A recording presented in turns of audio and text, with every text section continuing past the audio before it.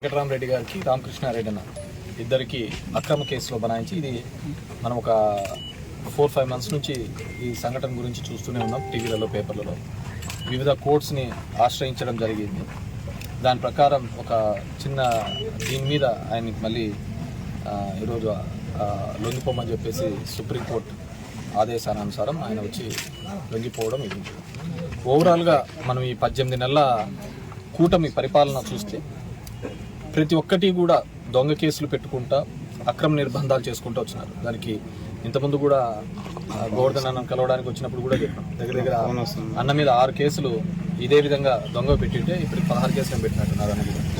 అన్న ఇప్పుడు సిబిఐ కోర్టుకు కూడా సిబిఐ కావాలి దీని మీద ఇన్వెస్టిగేషన్ చేయడానికి అని కూడా అప్పీల్ చేయడం జరిగింది, హైకోర్టుకు అప్పీల్ చేయడం. ఇది ఒక బ్యాడ్ కల్చర్ తీసుకొని రావడం జరుగుతుంది ఈ ఆంధ్రప్రదేశ్లో కూటమి ప్రభుత్వం. ఎవరో ఒక ఇద్దరిని పక్కన ఉన్న వాళ్ళని చెప్పడము, వాళ్ళతో కన్ఫెషన్ స్టేట్మెంట్ తీసుకోవడము, ఇక్కడ నేనున్నానని చెప్పడము, ఆ విధంగా చేసుకుంటూ పోయిన సందర్భం చూస్తున్నాం.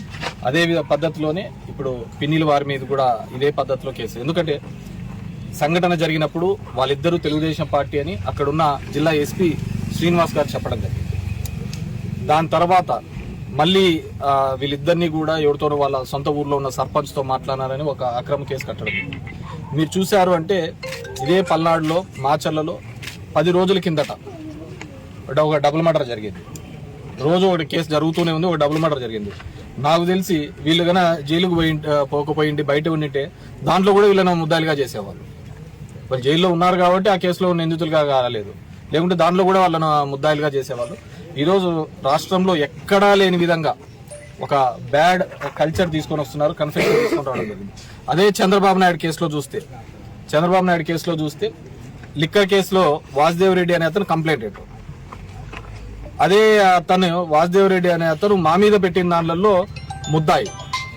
అతన్ని ఇది చేసుకొని అతను అక్విటల్ అయిపోతాడు, అతను అప్రూవల్ అయిపోతాడు. చంద్రబాబు కేసులో మాత్రం అతని చూస్తే ఇది ఫ్యాక్ట్స్ లేవను, ఇది ఏమన్నది మిస్టేక్ ఆఫ్ ఫ్యాక్ట్స్ అని చెప్పేసి మళ్ళీ కోర్టులో సబ్మిట్ చేసి చంద్రబాబు నాయుడు గారికి రిలీఫ్. అంటే ఒక అతను ముద్దాయిగా ఉన్నాడు, అతనితోనే మళ్ళీ స్టేట్మెంట్ ఇప్పిస్తారు చంద్రబాబు. అంటే గవర్నమెంట్ ఫంక్షన్స్ ఏ విధంగా జరుగుతాయో అర్థం చేసుకోండి. అదే కేసులో దగ్గర 155 మంది సాక్షులను విచారించినారు. 18 మందితో 164 స్టేట్మెంట్ తీసుకున్నారు. ఇవన్నీ కూడా లీగల్గా ఉన్నా కానీ చాలా బరి తెగించింది. అంటే దీన్ని ఏమంటారంటే విక్టోరియా ఎరాల విక్టోరియా డెకోర్తిన్ అంటారు. ఆ టైంలో ఏం జరిగిందంటే కింగ్ నో రాంగ్ అంటారు, కింగ్ ఈజ్ నో రాంగ్ అంటారు.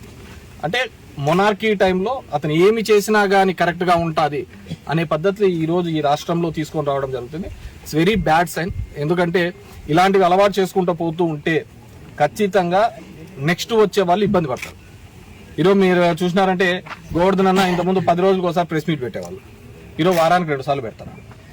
నేను ఇంతకుముందే చెప్పాను, జైలులోకి వేస్తామంటే అదొక భయం, జైల్లోకి వేస్తే ఆ భయం పోతుంది. మీరు మా నాయకులను అందరినీ కూడా పర్ఫెక్ట్గా కూడా లీడర్లుగా యోధులుగా తయారు చేస్తున్నారు.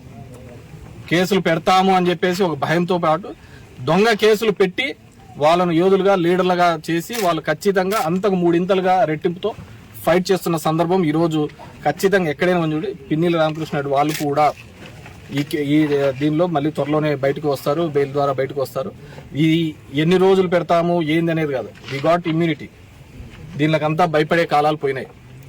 ఇప్పటికైనా కానీ ఈ ప్రభుత్వం ఈ దశగా అడుగులు వేయడం మానుకోవాలి.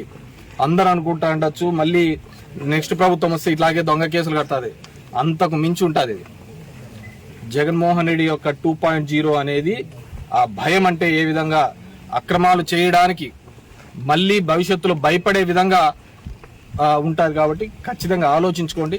ఉద్యోగస్తులు, ఆఫీసర్లు అందరినీ కోరుకోవడం, మీకేదో పైన ప్రెషర్ ఉంది, కేవలం ఒక 4 నెలలు లోపల పెట్టండి వాళ్ళు సాటిస్ఫై అవుతారు అనే పద్ధతిలో కేసులు కట్టుకుంటూ పోతే ఇది ఖచ్చితంగా మీకే తిరుక్కుంటుంది. ఎందుకంటే we are seeing n number of officers.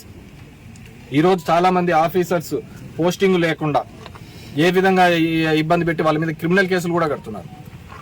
So ఇది ఖచ్చితంగా మనం చేసిన ఏదైనా ఉంటే అది మళ్ళీ కూడా బౌన్స్ బ్యాక్ అయ్యే ప్రమాదం ఉంటుంది. కాబట్టి డెఫినెట్గా ఏదైతే కరెక్ట్గా ఉంటుందో ఆ పద్ధతిలో పోవాల్సిందిగా మీ అందరినీ కూడా ఇక్కడ ఈ సందర్భంలో కోరుతున్నాము. డెఫినెట్గా పిన్నిలి బ్రదర్స్ మరింత ధైర్యంగా ముందుకు వచ్చి పార్టీ యాక్టివిటీస్లో పార్టిసిపేట్ చేస్తారు, ఖచ్చితంగా పార్టీకి అండగా నిలబడతారు. వారందరికీ కూడా వైఎస్ఆర్ కాంగ్రెస్ పార్టీ ఎవరినైతే ఈ విధంగా ఇబ్బంది పడుతున్నారో వాళ్ళ కుటుంబాలకు వాళ్ళకు అందరికీ కూడా వైఎస్ఆర్ కాంగ్రెస్ పార్టీ అండగా నిలుస్తుంది.